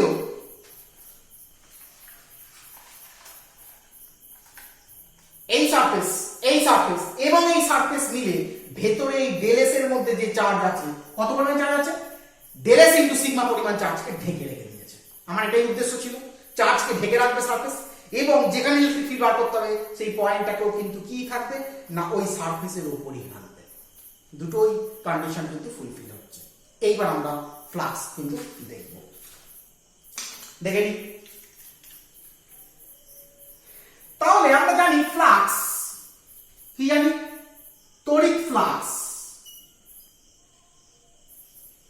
মানে কত? E dot ds equal to কত? q by epsilon 0। এটা গাউস বলে গেছে। তাহলে তড়িৎ ফ্লাক্স E ডট ds যদি q বাই এপসাইলন হয়, তাহলে এখানে এই গাউসিয়ান সারফেসটা কত পরিমাণ চার্জকে ঢেকে রেখেছে? ডেল S ইনটু সিগমা পরিমাণ চার্জকে ঢেকে রেখেছে। আমরা বলতে পারি sigma into del S by epsilon 0, কি তাই তো? এখন এই যে E ডট ds আছে, এই E ডট ds এর মধ্যে আবার তিনটে সারফেস ঢুকে আছে, কি না? S1 S2 and S3 surface কিন্তু কি ঢুকে আছে। এই প্রত্যেকটা সারফেসের জন্য আমরা আলাদা আলাদা ফ্লাক্স বার করব। সবকটা ফ্লাক্সকে যোগ করে দিলে আমরা কি পেয়ে যাব? E ডট ds পেয়ে যাব। দেখা যাক তাহলে আমরা কি করব। তাহলে লিখব S1 তলে মধ্য দিয়ে নির্গত তড়িৎ ফ্লাক্স, S1 তলের মধ্য দিয়ে নির্গত তড়িৎ flux, the amount of electric flux passing through area S1 হলো কত বল? E dot ds1 equal two d phi 1। কি বলতে পারি? তাহলে টোটাল S1 টার মধ্যে কত ফ্লাক্স বের হচ্ছে? phi 1 equal to integration d phi 1 equal to integration E ds1 cos 90 degree. কেন cos 90 করলাম? সরি cos 90 হবে না, S1 এর ডিরেকশন আর E এর ডিরেকশন কি একই, তাহলে cos 0 ডিগ্রি, কি তাই তো? or E cos 0 degree integration ds1 integration ds1 মানে কি E cos 0 into del s কারণ এই টোটাল সারফেস এরিয়া কত রে s1 মানে কত del s ইন্টিগ্রেশন ds1 মানে কত s1 তাহলে পাশে লিখে রাখো E cos 0 degree into s1 মানে কত del s cos 0 মানে কত 1 তাহলে কত E into del s equal to কত phi 1 কি তাই তো তাহলে phi 1 এই সারফেসটার মধ্যে কত ফ্লাক্স বের হচ্ছে আমরা কি দেখে নিলাম হয়েছে এখানে একটা প্রশ্ন উঠতে পারে যে আপনি স্যার এখানে ইলেকট্রিক ফিল্ড ই ধরেছেন এখানেও ইলেকট্রিক ফিল্ড ই ধরলেন কেন অবশ্যই ইলেকট্রিক ফিল্ড ই হবে এখানে কারণ এই পয়েন্টটাকে ঠিক এখান থেকে যত দূরত্বে নেওয়া হয়েছে আমি ঠিক এই পয়েন্টটাকে এখান থেকে তত দূরত্বেই নিয়েছি যদিও আমার কিন্তু ফিল্ড বার করতে বলেছে এখানে কি বোঝা গেল তাহলে এই পয়েন্টের ফিল্ড যদি ই হয় তাহলে এই পয়েন্টের ফিল্ড কত হবে ই হবে কারণ দূরত্বটা সেম রেখেছি কিন্তু এই পয়েন্টে ইলেকট্রিক ফিল্ড ই হবে না কারণ এখান থেকে এই পয়েন্টের দূরত্ব কিন্তু আলাদা আর সেই কারণের জন্য এটাকে আমি কি করে দিলাম E1 করে দিলাম হয়েছে এবার আমরা S1 হয়ে গেল এবার আমরা S2 করব তাহলে কি করব S2 তলে মধ্য দিয়ে নির্গত তড়িৎ ফ্লাক্স হলো the amount of electric flux passing through surface S2 কত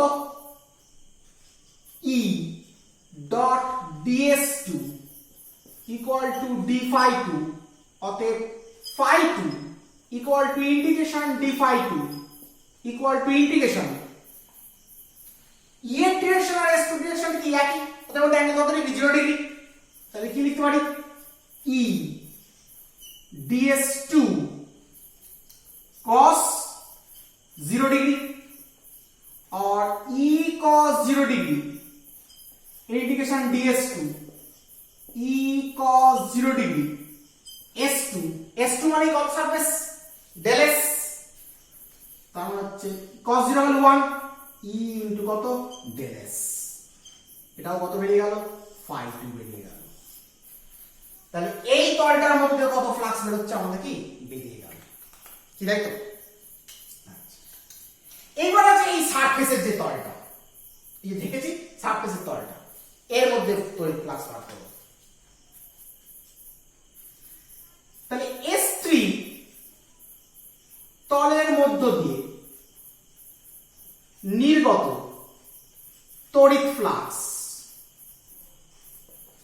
the amount of electric flux passing through S3 surface যদিও এই গোটা সারফেসটা S3 আর এই সারফেসটা হচ্ছে কত ds3 ছোট সারফেসটা ds3 আর গোটা সারফেসটা কত S3 এখানে যেমন গোটা সারফেসটা কত ছিল S2 এখানে যেমন গোটা সারফেসটা কত ছিল S1 তাহলে কি লিখবো E1 dot ds3 equal to d phi 3 অতএব phi 3 equal to integration d phi 3 equal to integration E1 ds3 আচ্ছা E1 এর ডিরেকশন আর ds3 ডিরেকশনের মধ্যে অ্যাঙ্গেল কত ডিগ্রি রে 90 ডিগ্রি তাহলে কত হবে E1 ds3 cos 90 degree or equal to E cos 90 degree integration ds3 cos 90 value কত 0 তাহলে 0 into integration ds3 মানে কত অতএব phi 3 equal to কত 0 তাহলে বোঝা যাচ্ছে যে আমরা সিলিন্ডারটা কল্পনা করলাম এই সিলিন্ডারটার এই সিলিন্ড্রিক্যাল সারফেস দিয়ে কিন্তু কোনো ফ্লাক্স কিন্তু বের হচ্ছে না এটা বোঝা যাচ্ছে হয়েছে এই সারফেসটা কল্পনা করেছো তাহলে এই সারফেসটা দিয়ে এই একটা সারফেস এই একটা সারফেস এই একটা সারফেস এই তিনটে সারফেস দিয়ে মোট কত ফ্লাক্স বের হচ্ছে মোট ফ্লাক্সটাই ছিল কি E ডট ds কারণ এই তিনটে সারফেস মিলেই এই q চার্জকে ঢেকে রেখেছে মানে সিগমা del s চার্জকে ঢেকে রেখেছে তাহলে এখানে আমরা লিখতে পারি অতএব এই জায়গাটায় একটু যখন লিখবো তখন ফাঁকা দিয়ে এটা কেটে চলে যাবে, যাতে আমরা পরে লিখতে পারি। অতএব তড়িৎ ফ্লাক্স মানে কত, phi equal to integration E dot DS equal to কত,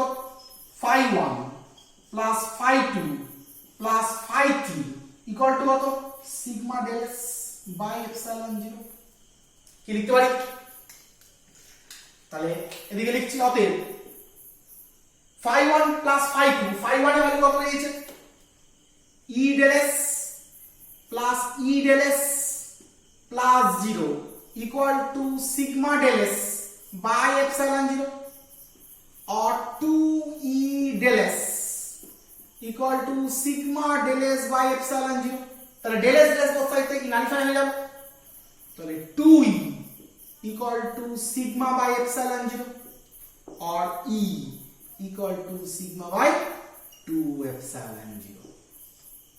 কি তাই তো, দেখ ঠিক দূরত্বের ক্ষেত্রে যদি আমি এটাকে সিলিন্ড্রিক্যাল সারফেসটাকে বার না করতাম তাহলে এই পয়েন্ট ইলেকট্রিক ফিল্ড কি ই ধরতে পারতাম না, ফলে এই দুটোকে সিমিলারলি যোগ করতে পারতাম না, এখানে অন্য একটা ইলেকট্রিক ফিল্ড হয়ে যেত। এক নম্বর কথা, যদি এই সারফেসটাকে নাই ধরতাম তাহলে সারফেসটা বাউন্ড হতো না, অর্থাৎ আবদ্ধ হতো না। তাহলে বোঝা যাচ্ছে যে এইখানে ইলেকট্রিক ফিল্ড বার করার জন্য অদ্ভুতভাবে এরকম অদ্ভুত রকমের সারফেস ধরার কারণ কিন্তু যুক্তিসঙ্গত। দুটোই কারণ, এক, এই পয়েন্ট ইলেকট্রিক ফিল্ড এই পয়েন্ট ইলেকট্রিক ফিল্ডকে সমান, যাতে পরবর্তী ক্ষেত্রে ক্যালকুলেশন এই দুটো ইলেকট্রিক ফিল্ড যোগ করতে সুবিধা হয়। তুমি সারফেসটা কিন্তু এখানেও শেষ করে দিতে পারতে, শেষ করে দিলে একটা অসুবিধা এটাই হতো যে এখানে ইলেকট্রিক ফিল্ড দুটোকে আর যোগ করতে পারতাম না। এটা যদি ই হয়, এখান থেকে দূরত্ব চেঞ্জ হয়ে যাচ্ছে, মানে এটা ই2 হয়ে যাবে, তখন যোগ করে আলটিমেটলি ই কে আমরা বার করতে পারতাম না। কি বোঝা গেল? তাহলে কেন আমরা সমদূরত্বে ওই সারফেসটাকে এনেছি। আর যদি সারফেসটা নাই ধরতাম, ক্লোজ যদি না করতাম, তাহলে গাউসিয়ান ল আবার ভ্যালিড হতো না। সেই কারণের জন্য আমরা এরকম অদ্ভুতভাবে সারফেসটা কিন্তু কি ড্র করেছি। তাহলে ইলেকট্রিক ফিল্ড সিগমা বাই কত, 2 এপসাইলন 0 কিন্তু কি হয়ে গেল, হয়েছে। তাহলে আমাদের বইগুলোতে যেসব সাধারণত বই আছে এই দুটো সারফেসের এই সারফেসটার কথা কিন্তু উল্লেখ নেই। তোমরা কিন্তু খাতে যখন নোট ডাউন করবে এই সারফেসটার মধ্যে দিয়ে, অর্থাৎ এই যে সারাউন্ডিং যে সারফেসটা, এই সারফেসটার মধ্যে ফ্লাক্স কেন জিরো হচ্ছে সেই কারণটাও কিন্তু তোমরা কিন্তু উল্লেখ করে রাখবে, অর্থাৎ আমরা কিন্তু বুঝে রাখবো। পরীক্ষার সময় আমরা নাও লিখতে পারি, ব্যাপারটা লজিক্যালি লিখে দিতে পারি, অথবা এরকম ভাবেও কিন্তু কি করতে পারি। আচ্ছা, এখানে একটা পয়েন্ট বলে দিই, এইটা খুব গুরুত্বপূর্ণ পয়েন্ট কথা, নন কন্ডাক্টিং। নন কন্ডাক্টিং কথাটার মানে কি, নন কন্ডাক্টিং মানে হচ্ছে এটাই কুপরিবাহী। কুপরিবাহী মানে তুমি যদি এদিকে চার্জ দাও, চার্জটা কিন্তু এইখানেই আছে, ওই পিঠে যায়নি, কুপরিবাহী যেত। কিন্তু যদি এটা সুপরিবাহী হয়ে যেত তাহলে কিন্তু তুমি এদিকে চার্জ দিলে ওদিকেও কিন্তু একই পরিমাণ চার্জ চলে যেত। অর্থাৎ তুমি যদি এদিকে যদি সিগমা ডেল এস পরিমাণ চার্জ দাও, তাহলে দেখা যাবে ওদিকেও কিন্তু সিগমা ডেল এস পরিমাণ চার্জ কিন্তু চলে যেত। এবং সেক্ষেত্রে এই সারফেসটা কত পরিমাণ চার্জকে ঢেকে রাখতো, শুধু কিন্তু সিগমা ডেল এস পরিমাণ চার্জকে ঢেকে রাখতো না, কারণ এইখানটুকুনটায় যেমন সিগমা ডেল এস চার্জ আছে, ইলেকট্রিক ঠিক অপোজিটেও তখন সিগমা ডেল এস পরিমাণ চার্জ থাকতো। তাহলে এই যে আমরা এই যে গাউসিয়ান সারফেসটা ধরেছিলাম, সেই গাউসিয়ান সারফেসটার বাউন্ড মানে বদ্ধ যে গাউসিয়ান সারফেসটা ধরেছিলাম, তার ভিতরে মোট কত পরিমাণ চার্জ থাকতো, এদিকে সিগমা ডেল এস পরিমাণ চার্জ আর ওদিকে সিগমা ডেল এস পরিমাণ চার্জ, তখন 2 সিগমা ডেল এস পরিমাণ চার্জ থাকতো। অর্থাৎ তখন E dot ds equal to q by epsilon 0 জায়গায় আর sigma del S by epsilon 0 কিন্তু লিখতাম না, তাহলে কত লিখতাম, 2 সিগমা ডেল এস বাই কত, এপসাইলন 0। যদি এটা পরের অ্যাপ্লিকেশন, আমি বলেছিলাম দুটো অ্যাপ্লিকেশন একই রকম জিনিস, আগে তোমরা এটা কুইক একটু নোট ডাউন করে নাও, পরেরটা আমরা হেডিং করে নেক্সট অ্যাপ্লিকেশনটা করব। ভেরি কুইক এটা করে নাও।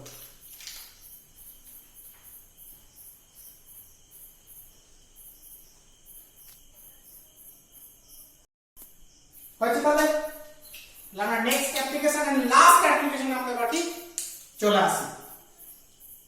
লাস্ট অ্যাপ্লিকেশনটা সেম, শুধুমাত্র এই কুপরিবাহীর জায়গায় কি থাকবে, সুপরিবাহী। অর্থাৎ পাতটা কেমন পাত থাকবে, কন্ডাক্টিং প্লেট থাকবে। তাহলে আমরা হেডিং এ লিখবো, কি লিখবো, হেডিংটাকে সুষমভাবে আহিত অসীম পর্যন্ত বিস্তৃত কোন সুপরিবাহী পাতের জন্য ওয়ার চতুর্দিকে কোন বিন্দুতে তড়িৎ ক্ষেত্র প্রাবল্য নির্ণয়। Electric field intensity at any point due to uniformly charged infinitely long conducting sheet। হয়েছে, প্রসেসটা সেম, শুধু আগেরটা ছিল কুপরিবাহী, এটা হয়ে গেছে সুপরিবাহী। আগেরটা ছিল ইনসুলেটর, আগে ছিল নন কন্ডাক্টিং, এখন হয়ে গেছে কন্ডাক্টিং বা কি সুপরিবাহী, যেটা আমি কিছুক্ষণ আগে বলছিলাম। সুপরিবাহীর ক্ষেত্রে কি হবে, তুমি সুপরিবাহীর ক্ষেত্রে যে ঘটনাটা ঘটবে সেটা হলো যে তুমি যদি এই দিকে চার্জ দাও, আগে যেমন এখানে আমি সিগমা ডেল এস পরিমাণ চার্জ দিয়েছিলাম, এদিকেই চার্জটা জমা ছিল, এদিকে চার্জ দিতে পারিনি, কিন্তু এখানে যদি তুমি কিছু পরিমাণ চার্জ দাও তাহলে যে চার্জ সমানভাবে বণ্টিত হয়ে যাবে, অর্থাৎ ইউনিফর্মলি ডিস্ট্রিবিউট হয়ে যাবে। অর্থাৎ এই পিনে যদি সিগমা ডেল এস পরিমাণ চার্জ থাকে তাহলে এইদিকেও কিন্তু কি থাকবে, সিগমা ডেল এস পরিমাণ চার্জ থাকে। এবং তখন এই যে গাউসিয়ান সারফেসটা আমরা ভেবেছিলাম, এইখানে যে আমরা প্লেনটা ভেবেছিলাম, এই প্লেনটার এইটুকুনটার মধ্যে এদিকে সিগমা ডেল এস পরিমাণ চার্জ থাকবে, এদিকেও কিন্তু সিগমা ডেল এস পরিমাণ চার্জ থাকবে। এবং তখনই গাউসিয়ান সারফেসটা কিন্তু শুধু সিগমা ডেল এস পরিমাণ চার্জকে এনক্লোজ করে রাখবে না, কত পরিমাণ চার্জকে এনক্লোজ করে রাখবে, 2 সিগমা ডেল এস পরিমাণ চার্জকে এনক্লোজ করে রাখবে। কারণ এই প্লেনটার এদিকে আছে সিগমা ডেল এস, এদিকে আছে সিগমা ডেল এস, শুধু ভেতরের চার্জটা তখন টোটাল কত হয়ে যাবে, 2 সিগমা ডেল এস হয়ে যাবে। তাহলে এইটাই শুধু আমাদের এখানে পার্থক্য। তাহলে ক্ষেত্রে আমরা কি লিখবো, এখানে শুধু এটা লিখে রাখবো যে ডেল এস স্তরের মধ্যে আবদ্ধ আধান কত হয়ে যাবে, সিগমা ইনটু 2 ডেল এস হয়ে যাবে, সিগমা ইনটু কত হয়ে যাবে, 2 ডেল এস হবে। কেন হয়ে যাবে, কারণ এটা লিখে রাখবো আমরা, যেহেতু পাথটি সুপরিবাহী তাই আধান পাতে উভয় দিকে সমানভাবে বণ্টিত হবে। তাহলে যেমন লিখেছিলাম, enclosed charge by the surface del s is q equal to sigma into 2 del s, একটা del s না, এদিকে একটা del s ওদিকে একটা del s, sigma into del s। এটা কেন লিখলাম, as the plate is conducting one, this is why the charge is distributed on the both side uniformly, বলে আমরা সিগমা ডেল এস করব। তাহলে এই ক্ষেত্রেও কিউ এর জায়গায় আর এটা লিখবো না, কি লিখবো, 2 ডেল এস লিখবো, কি তাই তো? বাদ বাকি প্রসেস সেম, শুধু লাস্টে আমরা কি লিখবো, সিগমা ইনটু শুধু ডেল এস লিখেছিলাম, তাহলে কত লিখবো, সিগমা ইনটু কত, 2 ডেল এস। তাহলে এখানেও কত থাকবে, এখানেও আর সিগমা ডেল এস থাকবে না, সিগমা ডেল এস এর জায়গায় কত থাকবে, সিগমা ইনটু 2 ডেল এস। এটাও থাকবে সিগমা ইনটু 2 ডেল এস। তাহলে ডেল এস বোথ সাইড থেকে নালিফাই হয়ে গেলে উপরে কি পড়ে থাকবে, একটা 2 পড়ে থাকবে। তাহলে নিচে 2টা এলে উপরে 2 নিচে 2 কেটে গিয়ে ই ইকুয়াল টু তখন কত হয়ে যাবে, সিগমা বাই এপসাইলন 0 হয়ে যাবে। তাহলে বোঝা গেল সুপরিবাহী আর কুপরিবাহীর মধ্যে পার্থক্য একটা 2 এর পার্থক্য। কুপরিবাহীর ক্ষেত্রে একদিকে চার্জ থাকবে, তাই শুধু গাউসিয়ান সারফেসের মধ্যে এনক্লোজ চার্জের অ্যামাউন্ট সিগমা ডেল এস হবে। কিন্তু সুপরিবাহীর ক্ষেত্রে in case of conducting one, the charge is distributed on the both side uniformly, and this is why total amount of charge enclosed by the Gaussian surface is 2 into sigma del s, that is 2 into sigma del s, and in this case E equal to we get sigma by কত, epsilon 0।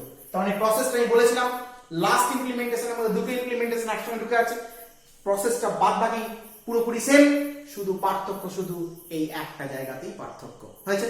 তো আমাদের 5টা application Gaussian